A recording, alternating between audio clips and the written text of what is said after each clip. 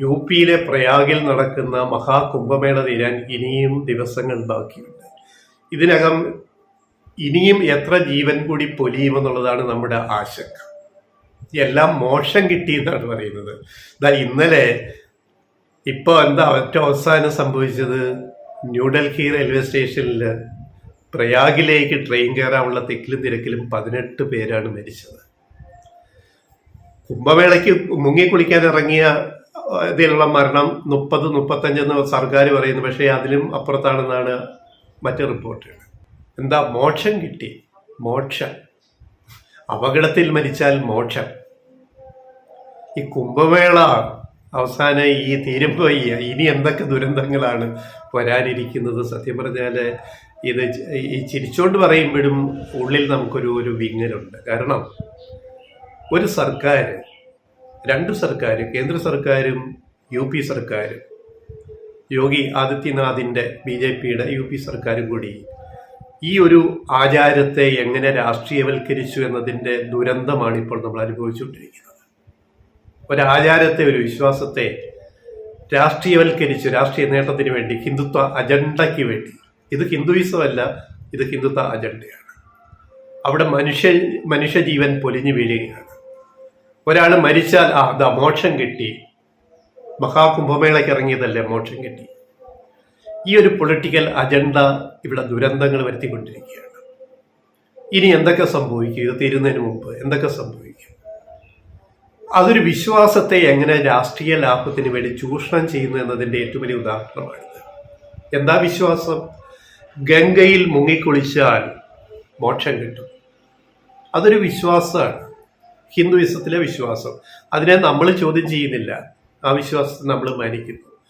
കാരണം ഗംഗ, യമുന, പിന്നെ സരസ്വതി, ഭൂമിക്കടിയിൽ കൂടി ഒഴുകി വരുന്ന നദി, ഹിമാലയത്തിൽ നിന്ന് സരസ്വതി, ഗംഗ, യമുനയും സരസ്വതിയും ചേരുന്ന സംഗമസ്ഥാനമാണ് പ്രയാഗ്രാജ് എന്ന് പറയുന്നത്. അതൊരു വിശ്വാസമാണ്. അവിടെ ഒന്ന് മുങ്ങിക്കുളിച്ചാൽ മോക്ഷം കിട്ടും, അതൊരു വിശ്വാസമാണ്. നമുക്കങ്ങനെ പല വിശ്വാസങ്ങളുണ്ട്. നമ്മൾ പിന്നെ പാവനാശത്ത് പോവും, അല്ലെ വേരുടെ ഇത് ഒഴുക്കാൻ പോകും, പലയിടത്ത് പോവും, ഗംഗയിൽ പോവും, അല്ലെങ്കിൽ തിരുവല്ലത്ത് പരശുരാമ ക്ഷേത്രത്തിൽ പോവും. ഇതിനൊന്നും ആരും കുറ്റം പറയുന്നില്ല, അതൊക്കെ വിശ്വാസം ആയിക്കോട്ടെ. പക്ഷേ വിശ്വാസത്തെ ഇങ്ങനെ രാഷ്ട്രീയവൽക്കരിക്കുന്ന പ്രവർത്തനം ദുരന്തങ്ങൾ ഉണ്ടാക്കുന്നു എന്നുള്ളതിൻ്റെ ഏറ്റവും ഒടുവിലത്തെ തെളിവാണ് ഇപ്പോൾ നടന്ന 2ാമത്തെ ദുരന്തം. ആദ്യം പ്രയാഗിൽ സംഭവിച്ച, കുംഭമേള സ്ഥലത്ത് സംഭവിച്ച ദുരന്തവും മരണങ്ങളും. ഇപ്പോൾ റെയിൽവേ സ്റ്റേഷനിൽ ഒരു രാജ്യത്തെ ഇങ്ങനെ മുൾമുനെ നിർത്തി വിശ്വാസത്തിൻ്റെ പേരിൽ രാഷ്ട്രീയം കളിച്ചിട്ട് മുൾമുനയിൽ നിർത്തുന്നത് എന്തൊരു കഷ്ടമാണ്. ഇനി അതൊരു ഒരു വിശ്വാസം ആയിക്കോട്ടെ. ഇനി ഗംഗയിൽ കുളിച്ചാലേ ഇല്ലാത്ത രോഗങ്ങളെല്ലാം വരും. ഗംഗ, യമുന ഏറ്റവും മലിനീകരിക്കപ്പെട്ട ഇന്ത്യയിലെ 2 നദികളാണ് ഗംഗയും യമുനയും. വിഷപ്പതയാണ് യമുനയിൽ. അവിടുന്ന് ഒഴുകിയിരുന്ന വെള്ളത്തിലാണ് കുളിക്കുന്നത്. കുളിച്ചു പൊങ്ങിയാൽ തന്നെ ദേഹത്ത് ചൊറിച്ചിൽ വരും, സ്കിൻ ഡിസീസസ്, ത്വക്ക് രോഗങ്ങൾ വരും. അപ്പോൾ ഇത്രയും അശുദ്ധമായ ജലം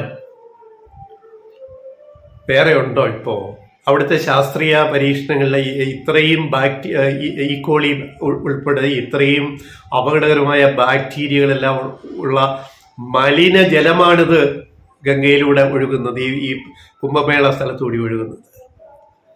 അതിനകത്ത് മുങ്ങിക്കുളിച്ചിട്ട് എന്ത് മോക്ഷം കിട്ടാനാണ്? കാലം മാറി. പണ്ടൊക്കെ ഗംഗ ആ ഒരു കാലത്ത് അവിടെ പോയി കുളിച്ചു, നല്ല വെള്ളം, ശുദ്ധമായ വെള്ളം, ഹിമാലയത്തിൽ നിന്ന് ഒഴുകി വരുന്ന വെള്ളം, മഞ്ഞുരുകി ഒഴുകി വരുന്ന വെള്ളം, അല്ലെങ്കിൽ മഴ പെയ്ത് മലകളിൽ നിന്ന് വരുന്ന വെള്ളം, ഹിമാലയത്തിൽ നിന്ന്, അതിൽ കുളിച്ചാലൊരു സമാധാനം, ശുദ്ധി. ആ കാലം പോയി. ഇന്ന് മുഴുവൻ പൊല്യൂട്ടഡാണ് ഗംഗ, മുഴുവൻ പൊല്യൂട്ടഡാണ് യമുനയും. അതിൻ്റെ അത് പോയി മുങ്ങിക്കുളിച്ചിട്ട് എന്ത് കിട്ടാനാണ്? മരിച്ചാൽ നേരെ എടുത്ത് ഗംഗയിലേക്ക് ഒഴുക്കും മോക്ഷം കിട്ടാൻ വേണ്ടി. എന്നിട്ട് മനുഷ്യ ശരീരം അളിഞ്ഞ് ചീഞ്ഞ് നാറി അത് ഗംഗയിൽ കൂടെ ഒഴുകി വരികയാണ്. കോവിഡ് കാലത്ത് എത്രയോ ആയിരക്കണക്കിന് ശവശരീരങ്ങളാണ് എടുത്ത് ഗംഗയിലേക്ക് എറിഞ്ഞത്. ഇതൊക്കെ അന്ന് റിപ്പോർട്ടുകൾ വന്നിരുന്നു. അപ്പോൾ ഗംഗ അശുദ്ധമാണ്. കുംഭമേളയിൽ പോയി കുളിക്കുന്നവര് കുളിക്കാൻ പോണത് അശുദ്ധ ജലത്തിലാണ്. സർവ്വ രോഗങ്ങളും പിടിപെടും. അങ്ങനെയുള്ള ഒരിടത്തേക്ക് ആൾക്കാരെ എത്തിക്കാൻ വേണ്ടി കളിക്കുന്ന രാഷ്ട്രീയ കളിയുടെ ദുരന്തമാണ് ഇപ്പോൾ കണ്ടുകൊണ്ടിരിക്കുന്നത്. ഇനിയും ഒരു ദുരന്തവും വരാതിരിക്കട്ടെ എന്നൊരു ഒരു ഒരു ഒരു ആഗ്രഹം മാത്രമേ ഞങ്ങൾക്ക് ലെഫ്റ്റ് വോയിസിൽ. മതത്തെ, വിശ്വാസത്തെ ഇങ്ങനെ രാഷ്ട്രീയവൽക്കരിച്ച് നേട്ടമുണ്ടാക്കുന്നവർക്കൊക്കെ വരാൻ പോകുന്ന ഗതികേട് ഇത് തന്നെയായിരിക്കും. ഇതെവിടെ എത്തും? ഇങ്ങനെ പോയാൽ എവിടെ എത്തും? അതാണ് ഏറ്റവും പ്രധാനം.